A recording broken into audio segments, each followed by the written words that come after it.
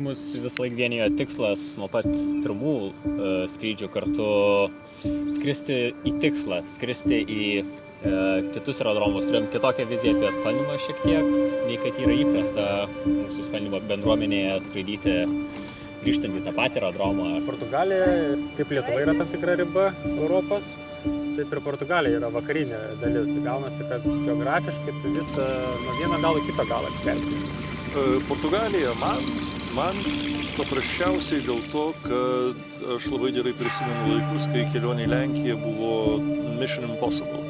Tai kai kuriems žmonėms tai buvo gyvenimo kelionė.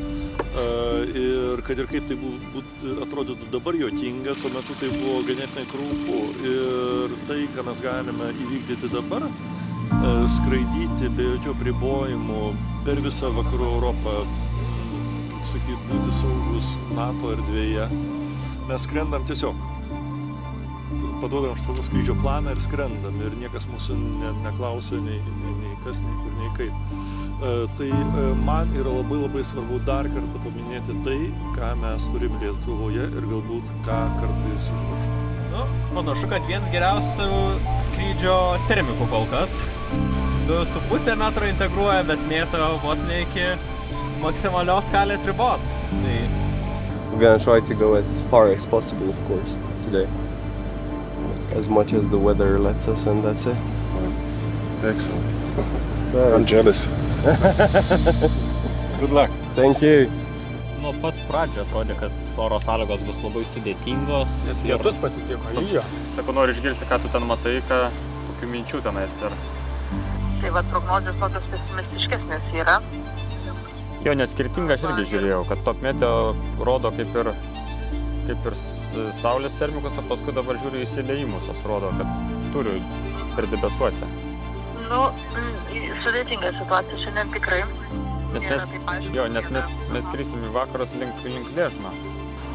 Kai sušils iki 26-27, tada ten tikrai nelaukti. Naktis buvo šilta iš tikrųjų, tik tai ten 18 laipsnių. Tai reikia realiai kontrasto didelio, ten turiu sušilti iki 27, kad būtų kažkas įdomaus. Kiekviena diena įneša naujų iššūkių mums su orais ir kiekviena diena atrodo vis sunkesnė, bet skirtingai sunkesnė. Labai... Laikas kill! Tikriausiai pakilom labai vėlai, gal 2,5 valandos vėliau nei kad planavom.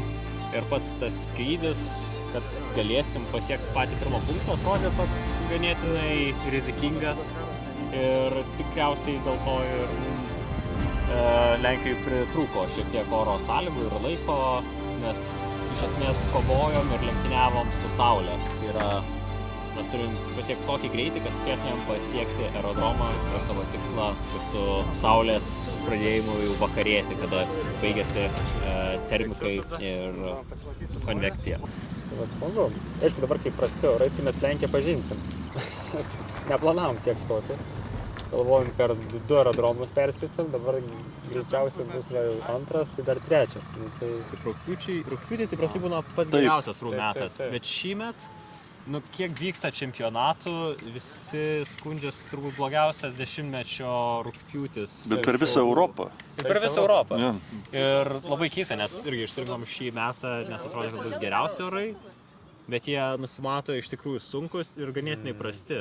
Iki bent jau pats Prancūzijos turbūt. Bet faina tas, kad judam vis tiek. Faina, kad judam, kad yra veiksmo.